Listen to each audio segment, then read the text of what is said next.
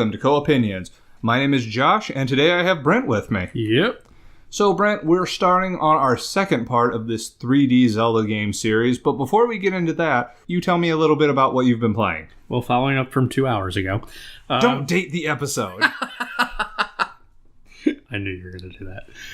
So, I did start up FF15. Continue. Your salt is real. Mm-hmm. I started up FF15.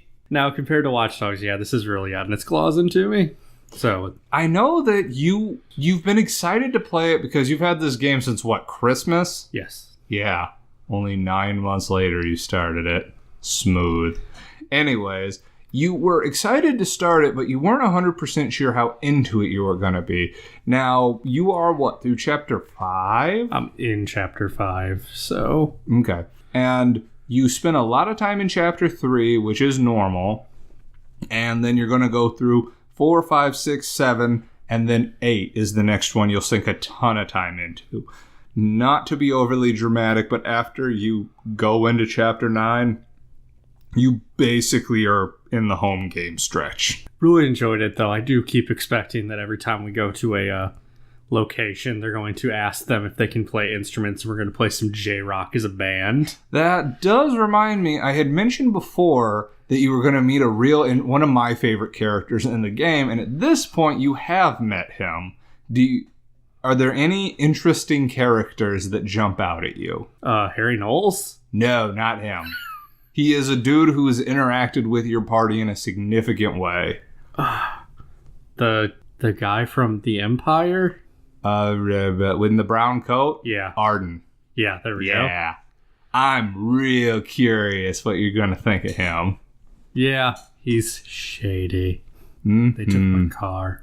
I can't wait until you finish the game and then you listen to the podcast we recorded about it. Yeah, I know. I'm looking forward to that a lot. But anyways, glad you're enjoying it. You're going to be able to beat it no problem because they have just buffed your party like crazy. You now have armor that can make you invincible. They buffed one of your in-game magic items so you can one-hit almost anything in the game, including but not limited to the 2 million HP boss. Yeah, not happy about all that. Ridiculous. We'll talk more about it when you get there. Anything else on FF15? No. Okay, cool. I myself am all geared up to play the new Danganronpa game, Danganronpa V3. That's important to specify because the real Danganronpa 3 that ended the original trilogy was a dual anime series. It was an interesting decision. I'm super stoked for it because I love this series. I have a hunch I kind of got the major bits spoiled for me already, but... Was it by the trolls? Yeah, but I don't know. I also read some interviews that kind of... I didn't see everything the trolls tried to spoil for me, but I saw a couple bits coupled with some interviews. I have a hunch what the big twists are, but like a good book, even if you know the ending of a good book, good writing can still make it. So I'm still holding out hope I enjoy it, and moving forward, I know to never mention on the internet to anybody that I am playing these. Anyways, the reason I had been grinding up for it was I beat the spinoff, Danganronpa Ultra Despair Girls Another Episode. It went from a Phoenix Wright meets Battle Royale meets Saw to a third-person shooter. Yeah. That is it's quite a departure. And interesting jumble there. Well, and for some reason, I thought this game would be more lighthearted. The game focuses primarily on children killing adults. It is not lighthearted. You're never playing any of these games, right? Okay, cool. I think a couple of our listeners are planning on it, so jump ahead about a minute-ish, listeners. You have 5 main children who you have to fight as bosses in each of these. The main characters have no desire to actually kill them, but the reason that they are motivated is because it turns out all their parents were incredibly abusive. Like the first guy, his dad got drunk and beat him. The second girl, her mom sold her to older men. The the second one, his mom didn't want him at all, so she made him constantly wear a bag over his head. The third one, the girl, these are all 10-year-olds, by the way. Her mom sold her to older men so she'd have a career. The fourth one's dad was so dead set on him excelling, he pumped him full of amphetamines to keep him running. God. And the fifth one was a psychopath. This is a dark game. Like you said it was about children killing adults, I was about to say Children of the Corn, but then it took a dark twist that M. Night Shyamalan wishes he could write. And then, I guess reiterate the spoiler. Spoiler. Anyways, it turns out that all the other kids are being brainwashed by these helmets they're wearing. And if you choose to destroy the controller that deactivates the robots at the end, it says that a bunch of fireworks go off in celebration. You find out if you choose not to destroy the controller, it's because when you destroy it, it makes all the helmets explode, which would decapitate every child in this city. Oh my god. This is awful. But anyways, I enjoyed it. It was pretty good.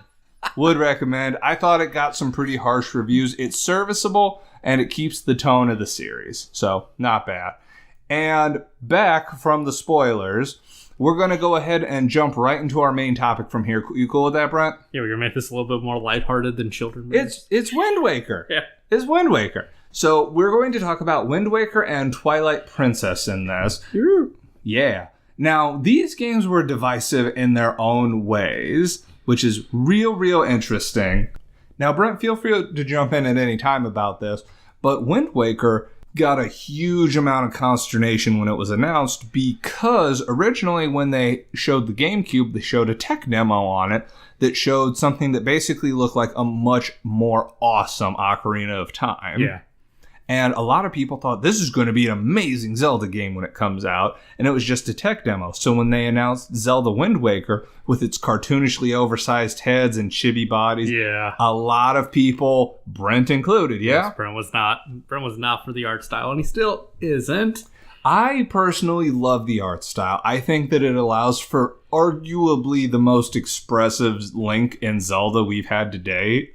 There's a huge amount of emotion conveyed through the eyes. Just in general. I mean, it's grown on me, but it's not my favorite. So many people were not a fan of it. And when the game came out, it got rave reviews. People loved it. But it did not sell as well as they wanted it to. They did in North America. I can't speak for Japan or Europe, but they were really concerned about North American sales. But we'll get to that in the next game. And I am curious how much it had to do with the game or how much it had to do with the GameCube, because the GameCube didn't sell a ton. Correct me if I'm wrong here. It did not. It is an underappreciated system. Personal opinion. That is a personal opinion, because I can think of at least one of our contributors who would argue with you on that. Really? Yeah, that's neither here nor there, though. We'll come back to that at some point where we just want a salt episode. Just a throwdown showdown. Anyways, when it came out, there were a bunch of things that people were uncertain of. First off, plot-wise, we're going to go with the high-level plot again. This one's a little more complicated than the previous ones because you start off on an island in this great ocean. That's even what it's called, big ol' ocean. And your sister gets kidnapped by a big bird. Well, it's your birthday. That is incidental to the... Oh, they give you the hero's clothes. Yeah. So that is which is Link's getup, the traditional green outfit. Mm-hmm. And your sister gets kidnapped by a big bird. You go around, and I feel like you do... Oh, you have to collect pearls so that way you can get the Master Sword, because you need the Master Sword for some reason to get into the area where your sister's being held captive. Now, for just plot reasons, this is the game that comes off of the adult timeline of Ocarina of Time. It is. It's actually a direct sequel to the adult version timeline. Well, and several hundred years later. A very long time ago. And it's arguably a very long time away because now you're on this big ocean. Because technically it is the same Ganondorf. Come on, man, you're burying the lead here. Sorry, we're going to get to that. Jesus. Anyways, When you get the Master Sword, you go down into this portal that takes you under the ocean, and you find out that the ocean buried Hyrule a long time ago when Ganon came back, but there wasn't a link to stop him. Thank you, Brent.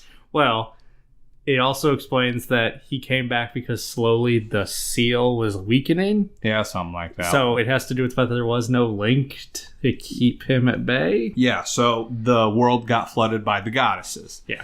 And that is what Brent said earlier. This is the same Ganon from Ocarina of Time.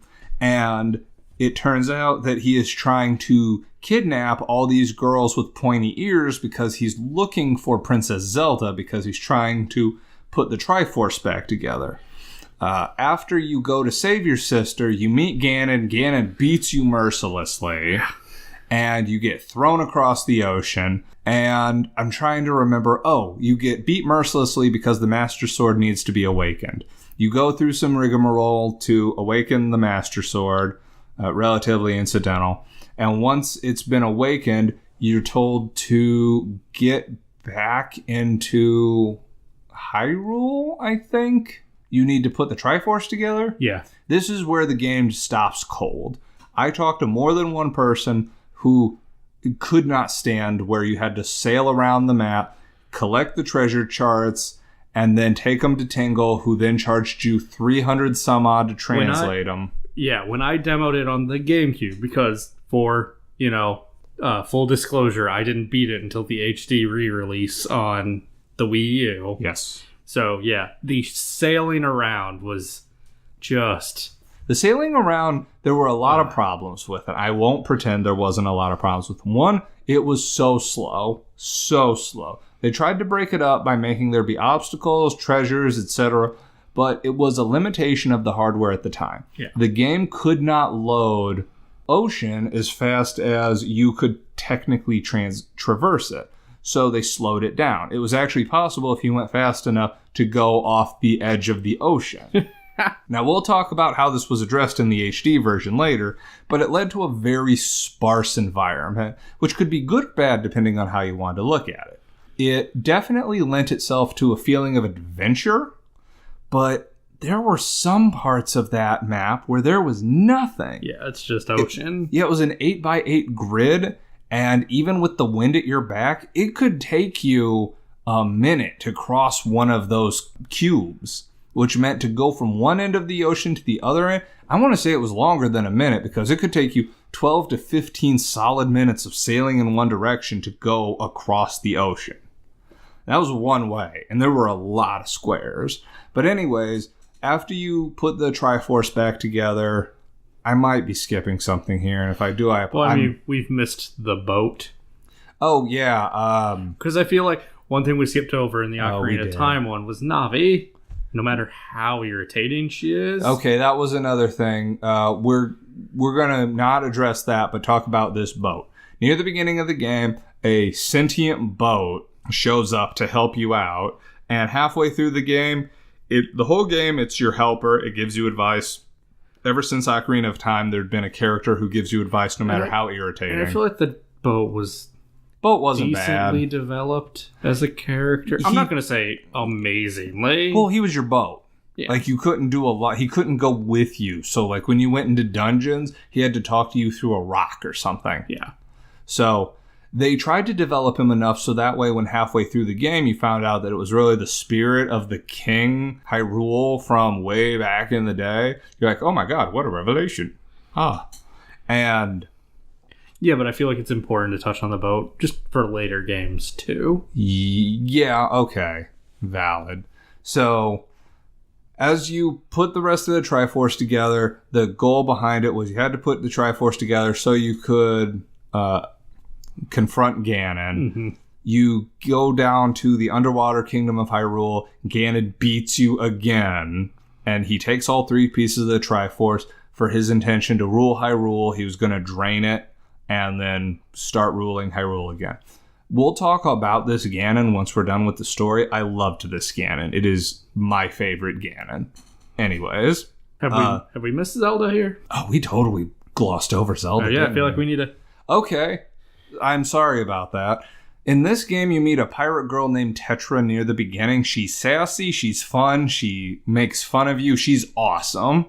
And she's with you a lot. She helps you break into the bird fortress near the beginning, which ends up being for Ganon. She provides you a ton of help.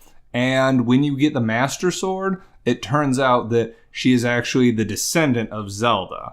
And unfortunately, I believe this is where she loses a lot of her independence, because she kind of stops being Tetra at that point. She starts being Zelda. And for an independent and sassy character, she is now being held captive. I really dislike that development personally. Anyways, at the end of the game, Ganon has put together all three of you. The Triforce comes together. He doesn't get to make his wish because the king gets to it first, and he wishes that underwater Hyrule would flood forever. You defeat Ganon in a shockingly graphic fashion. I will admit the last battle was actually, I did really like it. The last battle was great. And you defeat Ganon, Hyrule floods, and you sail off into the distance with Tetra to make a new future. So I glossed over so much, I'm positive I missed bits of that. But I want to touch on what made it good, what made it bad, what we thought it contributed. It did a lot of really amazing things. For one, it developed a lot of the races and characters in interesting ways. For example, there were no longer Zora in that game. Now the Zora had turned into Rito. Yeah. Which doesn't even make sense. It does not. It makes anti-sense. Yeah. But they were cool. I liked the bird people. And they came back later, which we'll touch on in our next period. Which we could be recording in an hour. We could be recording in 2 weeks. Who knows, Brent? Anyways, the Gorons were still in this game, but you didn't see a lot of them. If I thought any race would have died, it would have been the Gorons. Yeah. And the game was not without its technical problems. Like the sailing, for example, the tingle charts for the Triforce at the ending.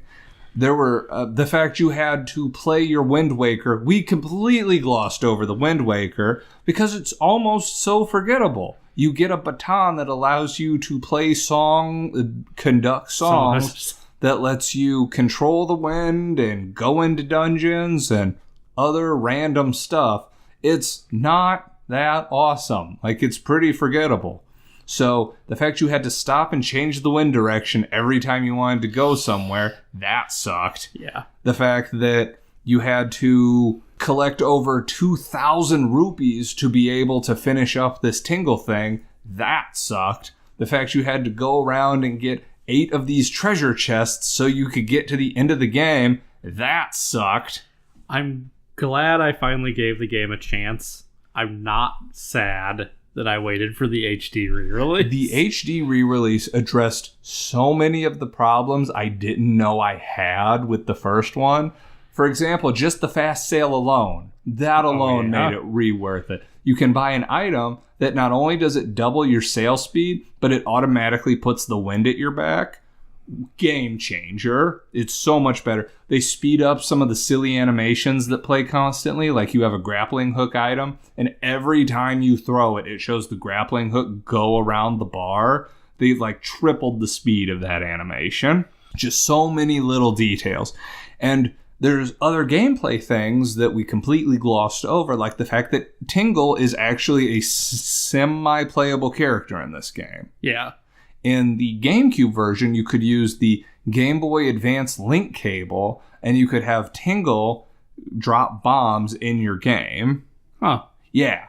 And he could see enemies, he could see treasure chests, and he could actually, if he dropped a bomb on an invisible treasure chest, each dungeon had a Tingle statue in it.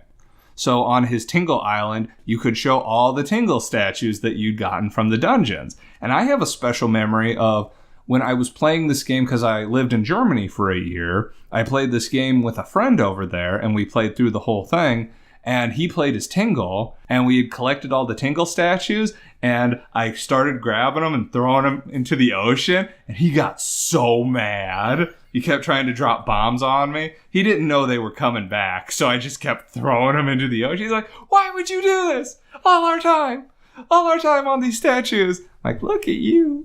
Look at you. But the game There were some other weird little quirks. Like, you had to get a lot of great fairies. Yeah. The greatest fairy was that weird little girl. Yeah, there were just... Oh my God, the pictograph box. They tried to be more subtle with the fairies in this one. Oh my...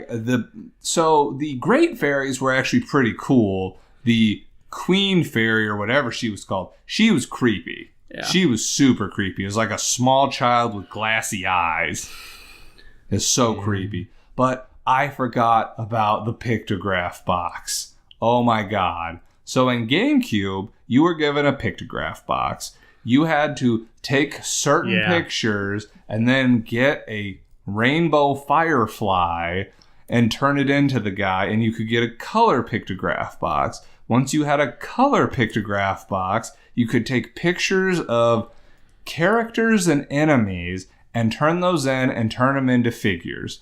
This, on paper, was the coolest idea. In practice, there was no way to tell if you had a good picture until you took it back to the guy. So the picture you took of a boss could be totally worthless. So, frustrating. And in the HD re-release, they immediately told you when you took a picture if it was good enough to be turned into a figurine. Yeah, I kind of screwed the pooch on that one. Well, I mean, you didn't get a ton out of it, even if you did all of them. I feel like you got more in the HD re-release, but I can't remember what. In the original version, all you got was a figurine of Link riding his boat. Huh. Woo. I feel like you got more in the HD re-release, but I can't remember what. It also holds more pictures in the HD re-release, and there's also no dumb quests to get the color one. They improved so much in that game. It was amazing. Yeah, I really did. Just talking about it, I want to replay it. You've said that about the first two, too. I want to beat those. Those would be top priority. You fill me with so much sadness. That is an interesting... Before you say that, like, Jake had beaten half of those. Okay, valid point. Valid point. Now, to be fair, Triforce Heroes. I wish I could have been here. Have you listened to that one yet? I have. Oh, There's my word. Salt to be had. That is nothing but salt. Blame me. I do blame you. So does Kraus. We both blame you for that. Now, it was a bad game. That was not your fault. But you playing it badly was your fault. Anyways. Back onto a good game. Let's talk about the Ganon in this game. Because to me, this was the best Ganon, incarnation of Ganon, hands down. Because they portrayed him sympathetically, they gave him good, traceable motivations. He did bad things, there's no two ways about that. But I remember when he said he always envied the wind in Hyrule because it brought life, whereas in the Gerudo Desert, all it brought was death. And he just wanted to have some of that. Wow! I almost feel bad for you until you pulled out your scimitars and started mercilessly cutting into me. Yeah, I did really like the Ganondorf in this one. That was the best Ganondorf to me, which was interesting when we compare him in the next one to the Twilight Princess Ganondorf, which was the worst Ganondorf. I still have theories on that one. I think he was the worst Ganondorf, and that's even comparing him to like Link to the Past Ganondorf, honestly. And even compared to Breath of the Wild Ganondorf, he was worse. And we're not gonna talk about Breath of the Wild Ganon at all, because at least one of our listeners hasn't played that game yet. And thematically, we'll get onto it later. Anyways, I loved that Ganon. I loved how they did so many of the different characters in that. That was the best Zelda. That was the best Ganon. That was the most emotive Link. Like, I agree. I don't know.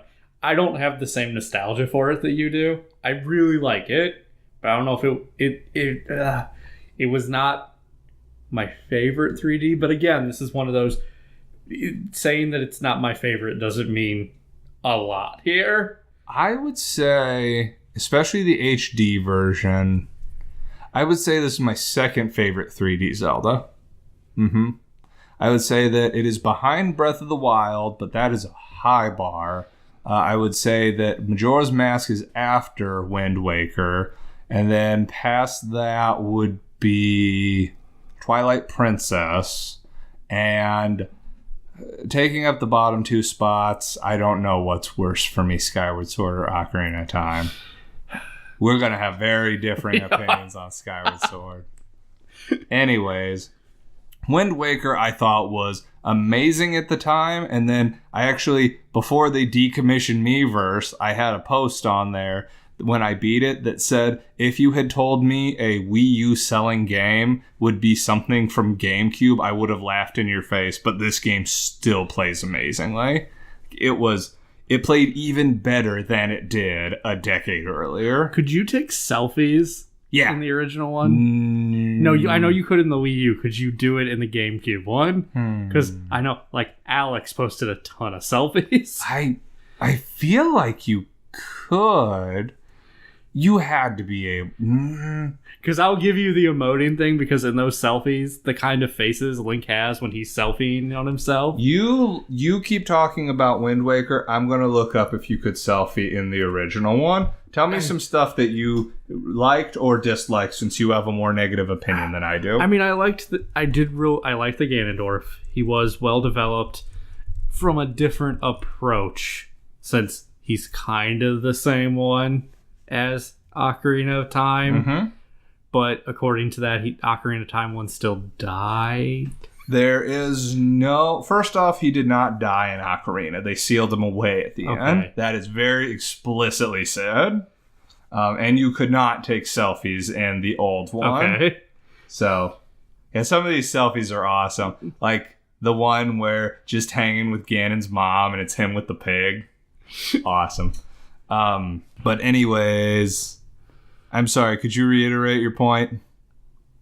No, I forgot it now. Smooth. No, I mean, I liked the Ganondorf, even though he's not... Oh, you said that you were surprised they killed him, even though he got killed in Ocarina. Well, he's not... Okay, yes, he didn't die in Ocarina. No. There's wording... I don't know. I have to look up something again. What do you need to look up? I might be able to. There was wording about the way each Ganondorf is treated. Like the Ganon who later becomes the one in The Link to the Past versus the one in the kid versus the one in the adult timeline. Like, I know each one goes through a different thing. Well, both of them got sealed away in Ocarina. I just think it's how they broke out differently. So, in Twilight Princess, which... first off, let's touch on Wind Waker. On Wind Waker, I think the seal just kind of broke and he got out. Well, I remember reading it says it, like, weakened, and that gave him the opportunity to get out. And, yeah. Is there anything else we want? Let's wrap up Wind Waker, because then we can transfer. No, I mean, I really enjoyed it. Definitely playing the HD one was the better route for me. Every complaint I had, other than art style, was addressed. And again, I loved how they developed so many things. I especially liked the fact that they didn't let this universe just die. We got the sequel in Phantom Hourglass, and we got the sequel to the sequel in Spirit Tracks. Phantom Hourglass was phenomenal. I would 100% say you should Phantom pick Hourglass is a direct sequel. It is, and Spirit Tracks is a direct sequel to Phantom Hourglass. Spirit Tracks was like 100 years later. So. I mean, yeah, but Link Between Worlds is still considered a direct sequel to Link to the Past. Just not the same protagonist. It's okay. Right? Yeah. Well, I guess they are all the same. Don't be that guy. Don't do that. Well, we'll get to that. We'll get to that in Skyward Sword. Anyways, so there were pronounced differences between the Ganon in Wind Waker and the Ganon in Twilight Princess. And we will get to those differences as soon as we touch upon some background. So Development background. So, yeah, apparently they were originally going to make The Wind Waker 2. That's what it was classified as.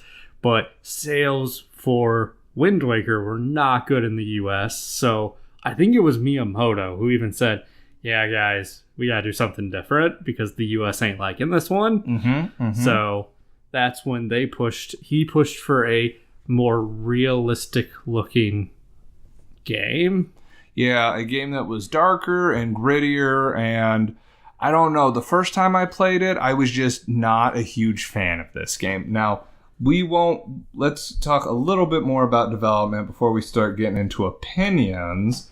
Let's see. This game was interesting because they announced it when the GameCube was still fully kicking. And it was announced for the GameCube. It was announced for the GameCube, but then because Nintendo has the GameCube and the Wii U both kind of got rushed out the door because they weren't doing as great as they hoped they would, depending on whose opinion you want to take. Yeah.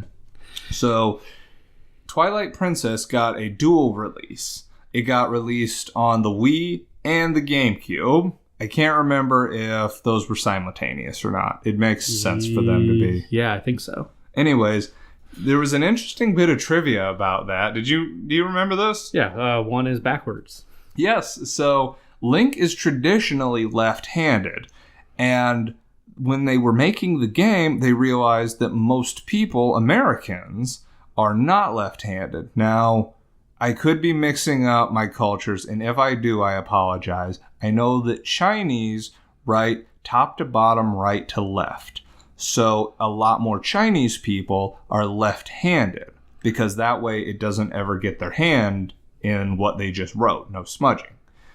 I don't know if the Japanese write the same way, but they do read right to left? Yeah. Are you going off manga for this? Well, any other kind of paper, not just that. All right. Anyways, I have no idea if more Japanese people are left-handed because of that. Anyways, when they were releasing the Wii version of Twilight Princess, they mirrored everything. That way Link would be right-handed. For the motion control. Correct. Because this game had that first generation ugly Wii motion controls. Yeah. Which is still going to be better than when we get to Skyward Sword. I do not have positive things to say about so much of that game. But let's stay on this one. So they mirrored it. So the GameCube version is arguably the true version, where Link is left-handed. And I remember working at Walmart at the time. I go, did you know that they mirrored these? And my weeaboo coworker's like, no, they're both the same. Well, you chud. And I showed him the maps that we were selling, and he goes, oh my god, they did mirror them. Duh, this isn't even like obscure stuff. This is out right now. Which became a problem when I was replaying the HD version. And they did the original. Well, it's like, they didn't even just do the original. They mixed both guides together. So you'd be looking at one thing for stuff, and then you go to another one. Yeah, it's over on the left side of the screen. What are they talking about? When they would say west and it'd be east. Yeah, it was pretty great. Anyways, so I guess they just didn't want to leave GameCube owners out in the cold on this one.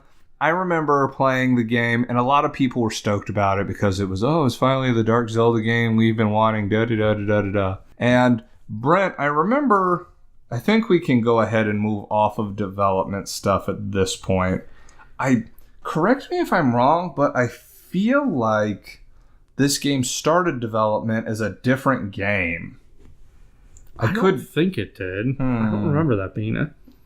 Maybe I just think that because I think it should have been a different game. I think it's your personal perception here. It should have been. It should have been Midna's Big Adventure with Friends. Anyways. I've got counter arguments for this one. Yeah. So we're going to give the broad overview right now.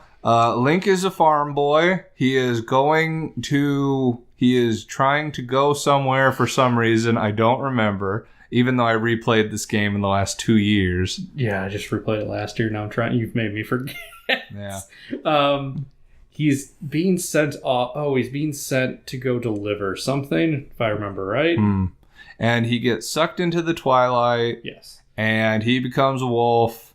And he has to... Fun development fact on the wolf. I was reading up on this one.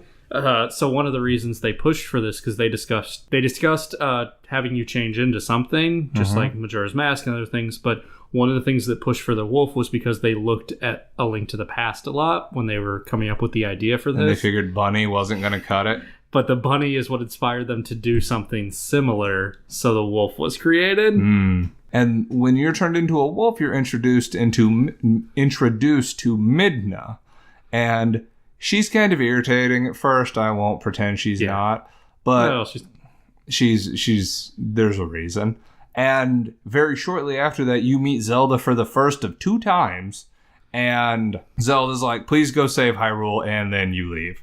You then drive off all the Twilight, at which point you find out the guy who caused all the Twilight to happen was a dude who overthrew the princess of Twilight named Zant. And at this point, Zant was awesome. He was cool, he was collected, he had dark powers, evil Cthulhu beasts, he was amazing.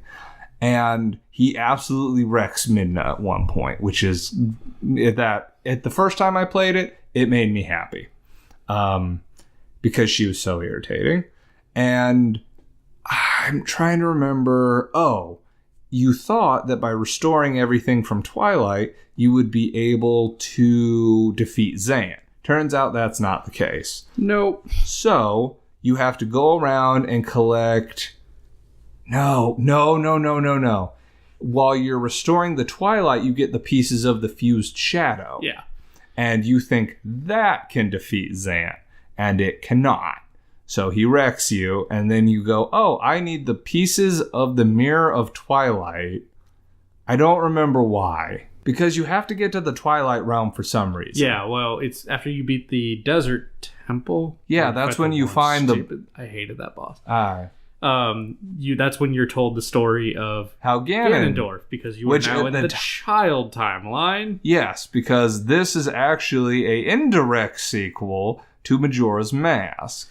So in this, it just says that in the child timeline, Link and Zelda tell the king that Ganondorf's up to no good, so before he can do all that stuff in Ocarina of Time, they imprison him.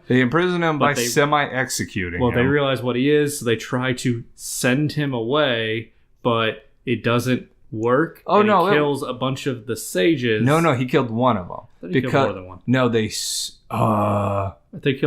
No. They only kill one because they sink a sword into his stomach. It doesn't kill him. He pulls it out, kills the sage who tried to kill him. Then they send him into the Twilight Realm. And they think the Twilight Realm is kind of just like a garbage compactor. They don't really realize there's a bunch of people there. But at that point, it seems semi-unrelated.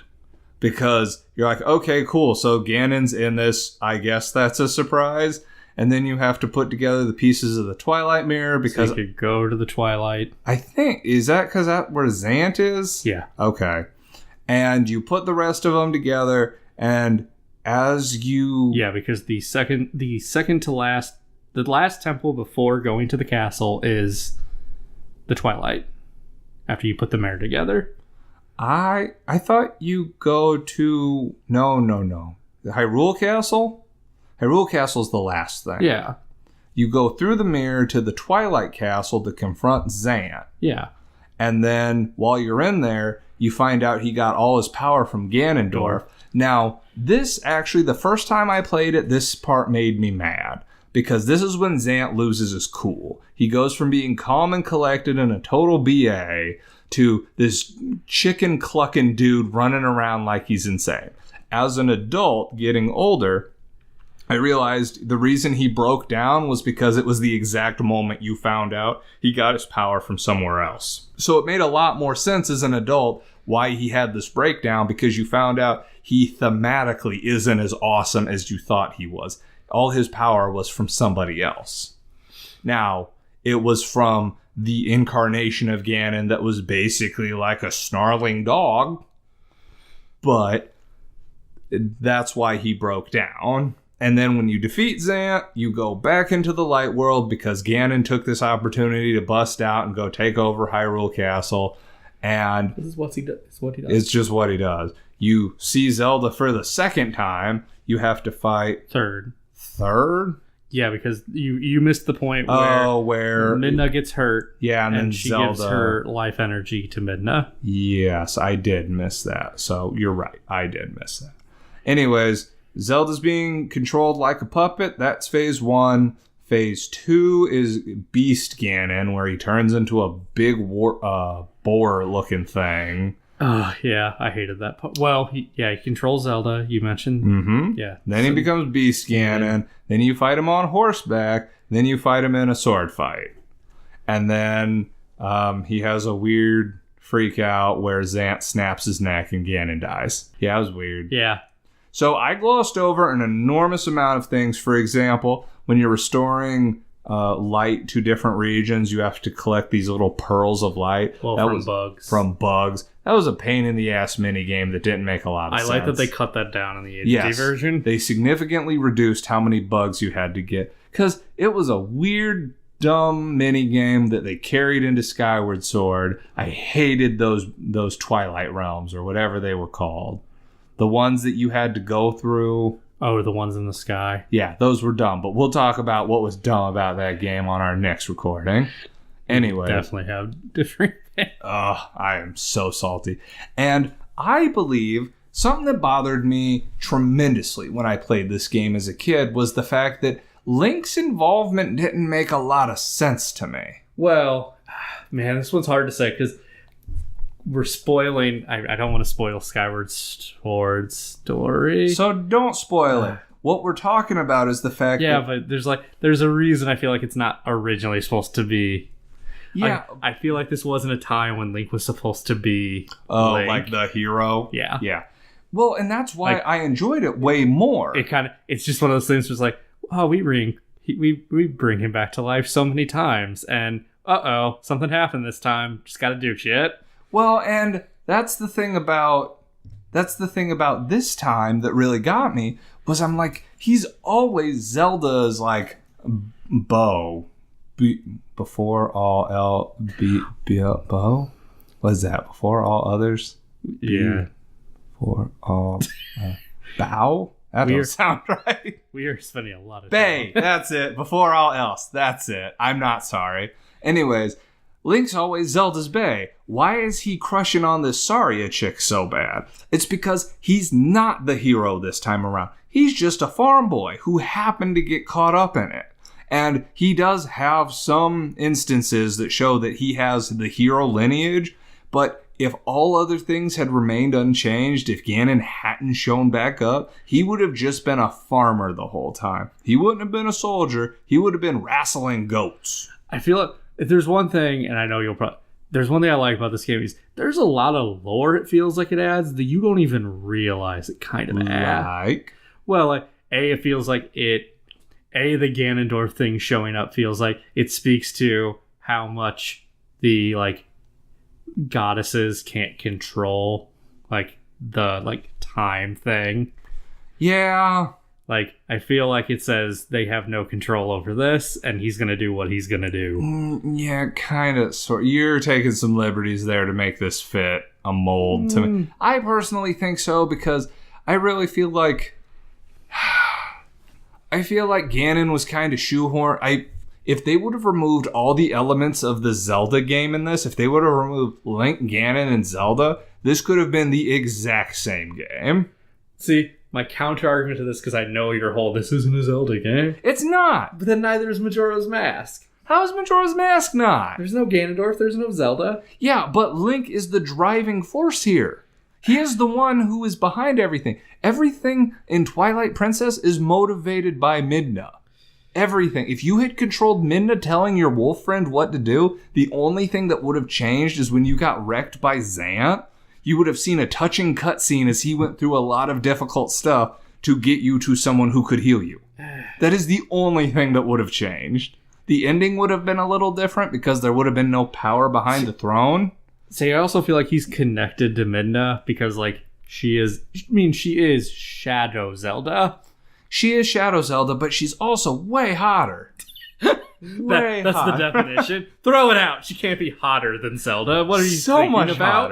Hotter. Forget the fact she looks like a weird monkey creature for the first half of the game. Some people are into that. I'm not. But some people are. And also in this one, it bothers me tremendously that at the end of the game, Link's like, wow, I went through so much stuff to save my farm girl crush who's kind of that weird country hot, but I'm going to go find this bitch Zelda because I'm supposed to be the hero. He just straight up abandons her. He's got... Well, we don't know how he straight up abandons her because she's sitting there watching him ride off. Like, you straight up abandon your farm girlfriend. You have 2 women just slobbering all over you. Midna and not Saria. Oh, what was her name? Ilya. There you go. Midna and Ilya are like, oh, Link, you're so awesome. Blah, blah, blah, blah. And you're like, oh, but that Zelda chick who said 7 words to me. I gotta go get me some of that. No, this is dumb.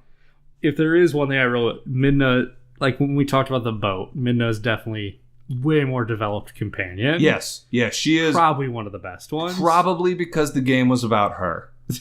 Probably. I mean, it was even called Twilight Princess. It could have been called Twilight Princess and also Link's involved. Like, it would have been the same game. Now, I would like to address this. It was still a good game. I really like Twilight Princess. I did not like it much the first time, and I couldn't put my finger on why. I felt like they tried too hard to be grimdark at certain points, and I felt like there were some weird dissonant elements, like near the end of the game, when you find the Wild West area. Like, what was going on with that? The Hidden Village is what it's called. The Sheikah Village. There we go. Man. Which was Wild West. Yeah, it's weird their technology compared to everyone else in every game. Yeah. But we'll get to that, I guess. We will 100% get to that. But I liked Twilight Princess so much more the second time I played it, because I feel like I had a more well-rounded approach, and I didn't view it solely as this is a Zelda game, so this is how the structure should be. When I expanded my thought process on it a bit, I felt like I really took in a lot more from it, because I had a more open-minded approach to Midna. I didn't saddle so many expectations on Zelda. I didn't have... First off, Wind Waker Ganon completely ruined Twilight Princess Ganon for me. If I had played Twilight Princess before that, I would have thought that that was fine. Because maybe that's why. Twilight Princess Ganon was a natural extension of Ocarina Ganon. And yes, so that's my point. Like, they definitely feel like 2 different Ganons who went through 2 different scenarios, which they are. But he feels like he's just built up rage of like a half-dead person. Yes. And the one from Wind Waker feels like a guy who's just been trapped biding his time to get what he wanted. Yeah, he seemed like a more introspective individual. Yeah.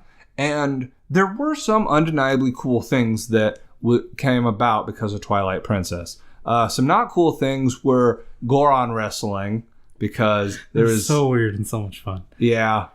Don't get me wrong. It kind of sucked in the mini-boss battles, only because... Oh, yeah. You had a tough time with that big dude, didn't you? That one pissed me off. I don't know what was going on there. Yeah, I didn't have that hard of a time with it, but I feel like when I played the HD version, I had way less trouble with some of the bosses. For example, when I played it on Wii, I had an awful time with Ganon at the end. I have no idea why. The one I had trouble with that I didn't remember having trouble with was definitely that one in the Desert Temple.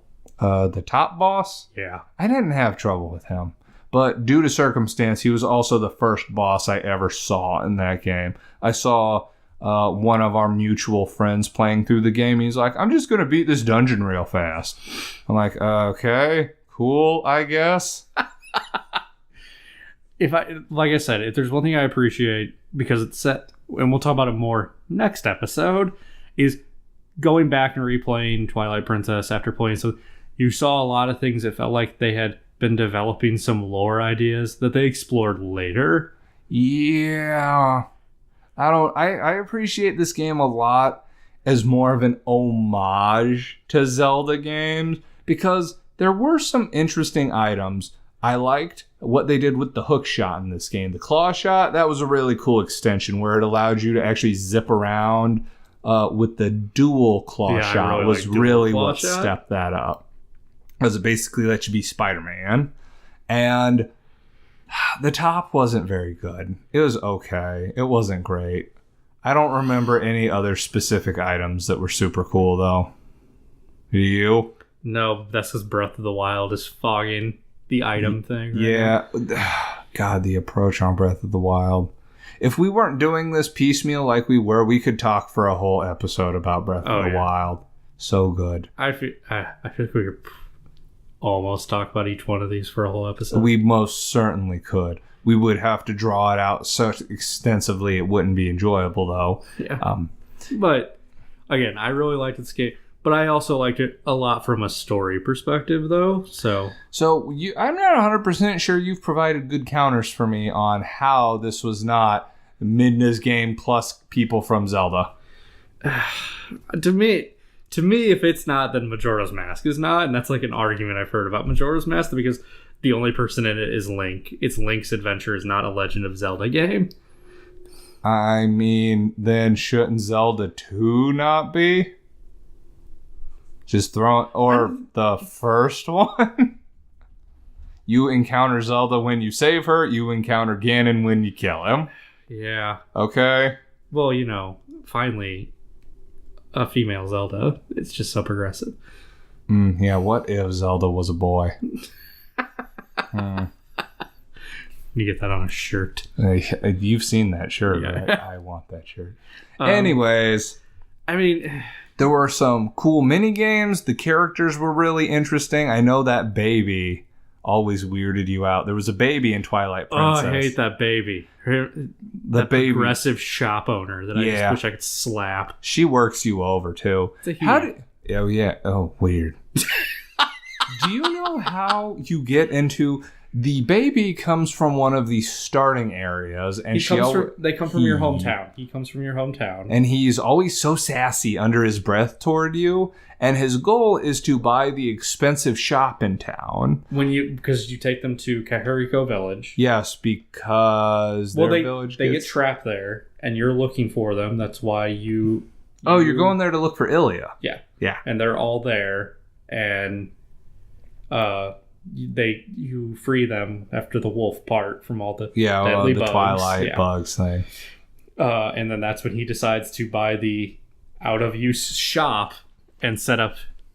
He sets up the out of use shop in Kakariko Village, and from there he plans to take over the expensive village in town. Yeah, he plans to fight corrupt businesses in Castletown with cheaper prices. Mm-hmm. And you have to... Which I don't know if he's really cheaper. Oh, no. Did you ever go in there when it wasn't taken over by him? No. There's some way to get in there. I don't know how that is. You have to have shiny shoes. Wearing the metal shoes does not count. You actually have to get your shoes shined by somebody. It's weird. $20. Anyways, the magic armor in there is 10,000 rupees. Yeah. Which reminds me, one of the improvements from HD that we never even thought about was the fact they start you with a way bigger wallet. Yeah, they do. So it's not nearly as significant to get the wallet upgrades. Yeah, I mean, I didn't do a lot. I screwed a lot of upgrades up that second time through on the HD one. Mm-hmm. Mm-hmm. I didn't get all the arrow.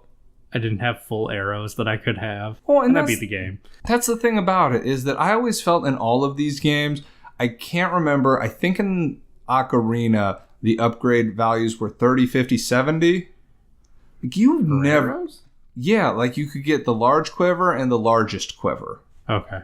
I think it was 30, 50, 70. And then with Wind Waker, it went 30, 50, 99. Nobody needed 99. I don't think I ever got 99. That's the thing. You didn't need 99. So... with the upgrades in all these subsequent games, this seems like a lot. Like, I think the final upgrade in Twilight Princess was like a 5,000 or a 9,999. I think they upped it in HD because at the bottom of the wolf dungeon, I believe you got the biggest wallet. I could be wrong. I think well, I didn't do all the wolf dungeons. Yeah, you only did enough so that way you could... Did you even do that? I didn't even do it. All I did was scan my wolf amiibo into Breath of the Wild. He had all the hearts. Really? Yeah. Dang. I mean, it's not like I wasted a lot of time doing it. Like, I was shocked. I'm like, I really need to do this. And I just scanned it in just to see it. It's like 20 hearts. And I'm like... You got all 20 hearts? No, 19 or 18 hearts. And I'm like, I don't even remember scanning the amiibo.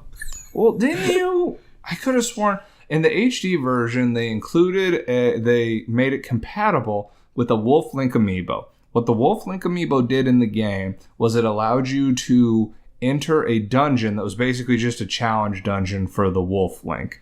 And it was just floors of enemies. Maybe I did it. I thought you did the most basic one. Because depending how far you were in the game, more of the dungeon unlocked. If you were not up to a certain part, you only could do like the first 5 levels. After that, it was the first 20 levels. And then if you were at the end of the game, you could do all 50 levels. At the bottom of the 50 levels, I think you got a bigger wallet and it gave you like an infinite 200 spawning rupees or something. Something ridiculous. It didn't really matter because money was nothing in that game. Especially when they gave you a bigger wallet, you had to worry about nothing ever. But we're starting to run a little low on time. Brent, do you have any final thoughts about this? No, there's more I'll talk about when we do the next one, story-wise. But your overall thoughts, because this game was special for you because you actually watched somebody else beat it. Yeah.